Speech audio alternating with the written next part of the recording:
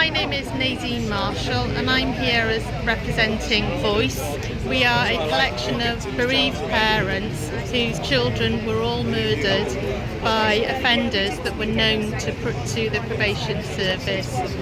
We're here today to gain signatures for our petition to reform the probation service and the way that victims are treated. We also want an official apology and a public inquiry into why so many deaths have happened in relation to probation management.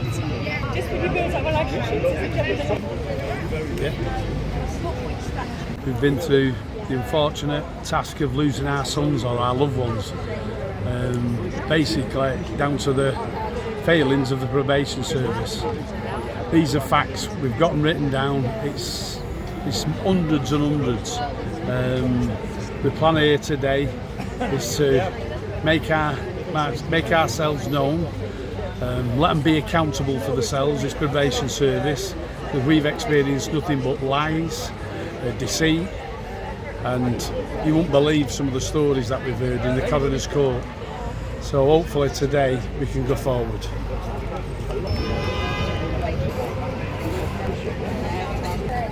There are hundreds of us, and today we're launching our petition to gather as many signatures as we can to allow the MPs to have an open debate in Westminster about our plight.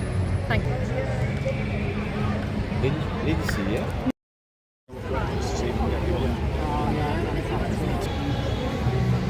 I'm Andy Burnham, Mayor of Greater Manchester, and obviously Michael and the Hooligan family are residents in Greater Manchester, and I first met them a few years ago and honestly was shocked about the failures that had led to Michael's death and the lack of openness, accountability to the family, failure to give them the truth about what happened.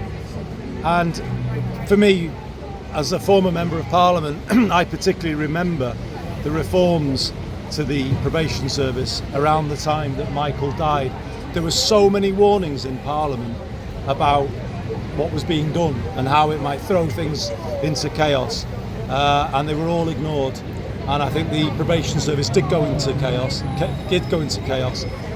with devastating consequences for the family. So I've always supported their campaign. Obviously I have experience of working on justice campaigns like Hillsborough in the past. I said to Gary, Leslie and the family that I would back them all the way.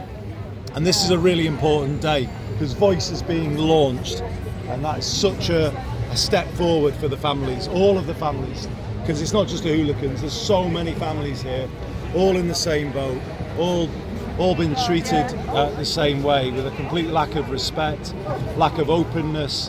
It's just not right. Victims should be at the heart of the system, but instead it's like an oversight. They're just kind of missed or pushed to the side. So I do support this group strongly. I urge everybody to get behind them.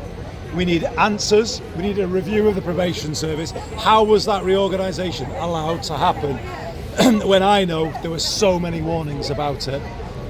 All of this needs to be answered. Voice is calling for all of these changes and a victims charter at the heart of the probation service. I strongly support the calls they're making.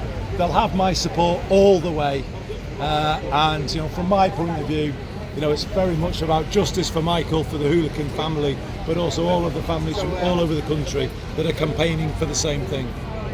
Hopefully